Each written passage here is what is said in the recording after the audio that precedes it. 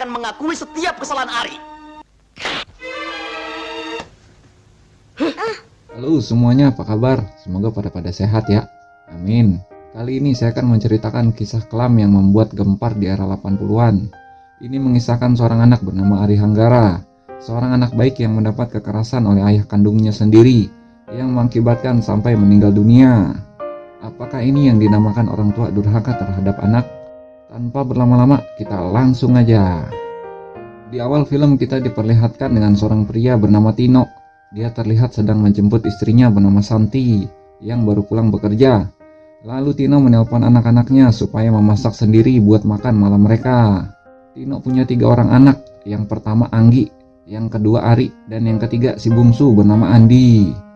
Lalu ketiga bocah itu mencoba memasak sebisanya. Setelah itu Andi terlihat sedang mencoret tembok rumahnya. Anggi yang lihat mengatakan kalau sampai ketahuan ayahnya pasti bakalan kena hukum. Ari yang kasihan sama Andi mencoba membantu menghapusnya. Tak lama kemudian Tino dan istrinya sampai di rumah. By the way, Santi adalah istri kedua Tino, yang berarti ibu sambung dari anak-anaknya. Santi bertanya ke anak-anaknya, apa udah pada makan? Bukannya ngejawab, tuh bocah bertiga cuma bisa diem ngerasa bersalah. Karena ternyata nasinya udah jadi bubur sama ikannya udah gosong. Mengetahui itu, Tino cuma cengar-cengir sambil ngomong kalau besok dia bakal cari pembantu biar ada yang ngurus mereka. Andi yang takut kalau sampai ayahnya tahu kalau dia habis mencoret tembok, menghampiri ayahnya dan mengatakan kalau dia habis mencoret tembok dan dia mengakui kesalahannya. Jujur nih anak. Mendengar itu, Tino menerima permintaan maaf Andi dan memeluknya. Akan tetapi Tino yang menerapkan kedisiplinan militer tetap ngasih pukulan kecil ke Andi. Ampun papa, Andi salah. Tak berselang, Ari yang berniat mau minta tanda tangan orang tua buat tugas sekolah mengurungkannya karena dia ngelihat orang tuanya lagi cekcok soal keuangan. Keesokan harinya saat ayah dan ibunya ngecek buku-buku sekolah anaknya, ketahuan kalau Ari udah masukin tanda tangan. Alhasil, Ari diinterogasi dan diberi hukuman. Di sini Ari cuma bilang, "Udah mah." Lalu Ari meminta uang buat beli pensil karena ukurannya udah kecil dan susah buat nulis. Akan tetapi bukannya dapat uang, Ari malah dapat semprot. Kalau dulu zaman ayahnya sekolah, pensil yang lebih pendek dari jari kelingking juga masih bisa dipakai buat nulis. Pelit amat nih orang sama anak. Tanpa memperdulikan Ari yang udah ngantuk, ayahnya menghukum Ari buat berdiri menghadap tembok serta mengatakan kalau bakal dikasih hukuman yang lebih berat kalau sampai Ari ngelakuin kesalahan lagi. Ari akan papa hukum dengan hukuman yang lebih berat. Ada ya orang tua kayak gini. Besoknya di kelas, saat murid yang lain mencatat, Ari yang gak punya pensil cuma bisa diem. Alhamdulillah teman sebangkunya mau minjemin pensil buatnya.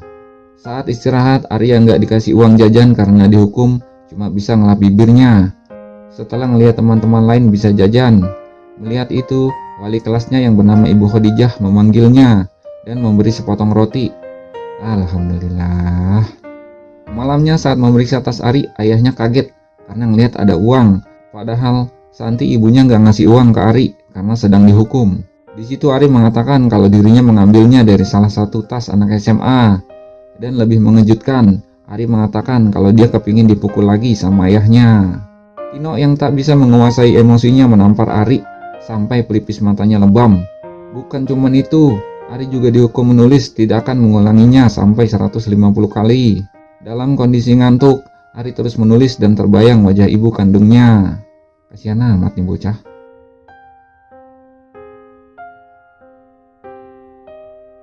Paginya, saat mau masuk kelas, Bu Khadijah menanyakan kenapa wajah Ari lebam. Di sini Ari mencoba menutupinya dengan alasan jatuh. Bu Khadijah yang gak percaya sampai mendesak Ari. Sampai akhirnya Ari jujur dan mengatakan yang sebenarnya, kalau dirinya habis dipukul ayahnya. Sakit kan? Kemudian Bu Khadijah memanggil Tino, yang ternyata Tino juga pernah jadi muridnya. Bu Khadijah mengingatkan kalau anak itu merupakan anugerah dari Tuhan. Jangan sia-siakan mereka, serta jangan didik mereka seperti zaman kamu dulu. Kembali ke Ari, saat dirinya sedang istirahat, tak sengaja melihat dompet dan memasukkannya ke dalam bajunya. Lalu dia pergi ke toilet buat ngecek siapa pemiliknya. Sepulang sekolah ditemani Frankie teman sebangkunya, Ari mengembalikan dompet yang ternyata milik ayahnya Frankie. Karena kejujurannya, ayahnya Frankie memberikan uang ke Ari. Awalnya Ari menolak karena takut kena hukum orang tuanya. Akan tetapi tetap dimasukkan ke kantongnya sama ayahnya Frankie. Yah, kena dihukum lagi nih bocah. Malam hari saat ibunya Santi sedang ngecek tas anak-anaknya, dia nemuin tuh duit. Alhasil, Ari kena jambak ibunya. Ari sempat mengatakan kalau uang itu dikasih ayahnya Frankie. Ari yang pasrah juga mengatakan kalau pasti ayah dan ibunya nggak bakal percaya sama omongan Ari. Santi yang emosi menjambak dan menyeret Ari. Di sini Tino ayahnya sempat menahannya, tapi tetap aja Ari dibawa ke kamar mandi dan Santi mengguyurnya dengan air. Semuanya. Ari tidak mencuri lagi, Ma. Kasian amat nih bocah. Tak sampai di situ, setelah Ari ganti pakaian, dia masih harus menghadap ayahnya.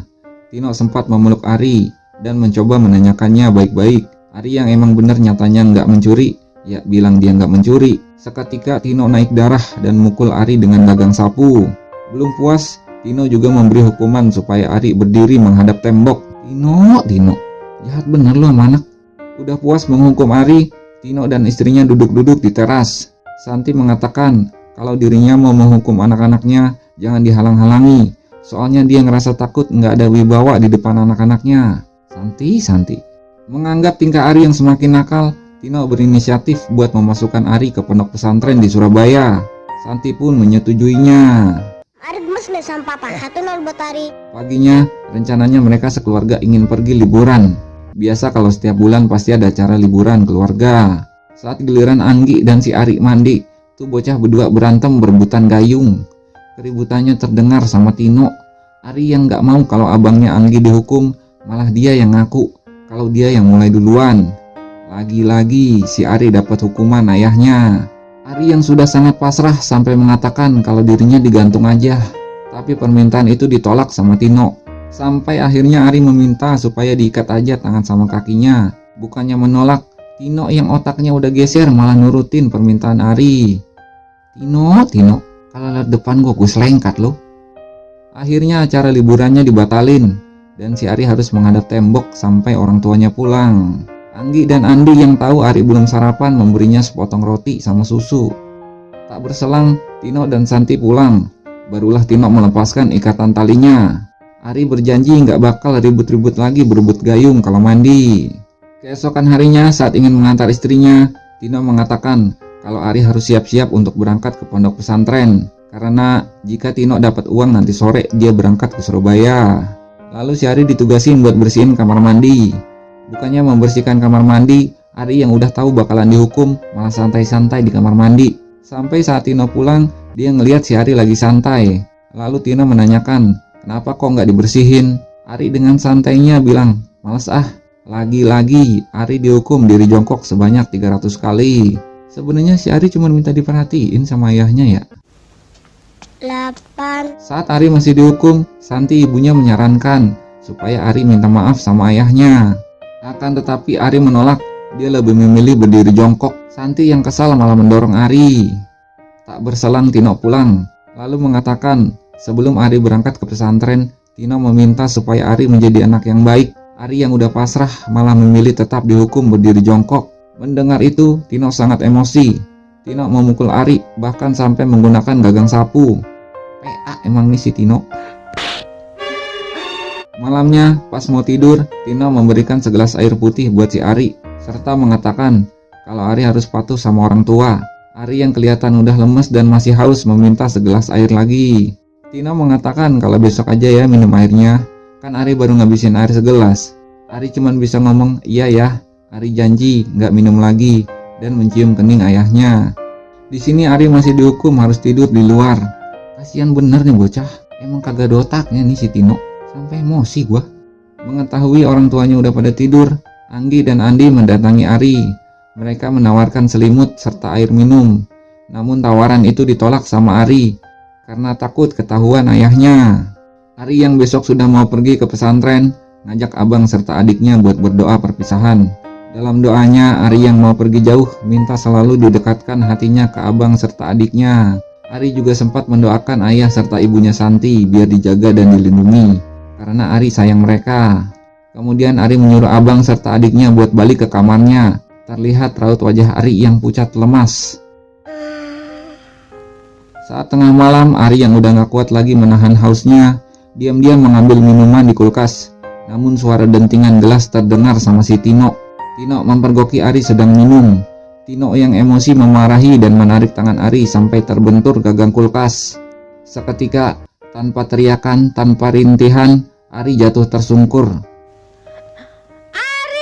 Tino yang panik meminta uang ke Santi buat membawa Ari ke rumah sakit. Kenapa jadi begini, Pak? Rumah tadi gak begini. Di rumah sakit, dokter berusaha menangani Ari. Namun Tuhan berkehendak lain. Nyawa Ari tak tertolong. Di saat itulah Tino baru menangis dan menyesali perbuatannya yang udah sangat-sangat terlambat. Tino, jadi bapak kelewatan amat sih lu. Anak udah mati baru sadar. Dah. Maafkan Papa, Ari. Dengan cepat berita kematian Ari tersebar di berbagai media. Sementara di kamar jenazah terlihat Ibu Khadijah menanyakan kepada Tino, kenapa bisa sampai begini? Dengan entengnya Tino cuma bisa ngomong nggak tahu. Tino mengatakan Ari sering bohong, mencuri, bohong lagi, mencuri lagi. Lalu ayahnya Frankie mengatakan kalau nggak selalu Ari mencuri, soalnya dia pernah memberikan uang buat Ari karena Ari udah menemukan dompetnya. Seketika Tino semakin merasa bersalah. Tak lama datanglah Lia, ibu kandung Ari, yang terkejut melihat anaknya sudah tak bernyawa. Lia memaki Tino dengan menyebutnya pembunuh. Pembunuh? Tiada. Di sini Tino masih aja membela diri dan nggak terima kalau dibilang pembunuh. Dengan alasan mana ada ayah yang tega membunuh anaknya sendiri. Nasi udah jadi bubur, Tino. Ari Hanggara meninggal pada 8 November 1984 dan dimakamkan di TPU Jeruk Purut. Di samping makamnya tertulis, maafkan papa, maafkan mama. Sementara Tino dihukum 5 tahun penjara dan Santi 3 tahun penjara. Tamat. Gimana kisahnya? Mengandung bawang kan? Jujur, saya sendiri emosi serta gregetan sama si Tino dan si Santi. Kok ia tega? Orang tua menghukum anaknya sampai sebegitunya. Banyak banget pelajaran yang bisa diambil dari kisah Ari Hanggara.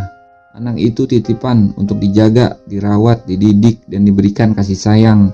Bukan untuk pelampiasan emosi, dan juga bukan untuk dititipin lagi. Kekerasan apapun tidak dibenarkan, apalagi sampai main tangan. Karena sampai kapanpun bakal membekas di memorinya. Sayangilah mereka sebelum datang penyesalan. Bersyukurlah selagi masih diberikan keturunan, karena masih banyak para pasangan suami istri yang belum dikaruniai anak. Serta didiklah mereka sesuai zamannya, seperti kata Sayyidina Ali bin Abi Thalib, didiklah anakmu sesuai dengan zamannya, karena mereka hidup bukan di zamanmu. Mantap. Sampai jumpa di video lainnya. Terima kasih sudah menonton. Terima kasih sudah subscribe. Uhuy.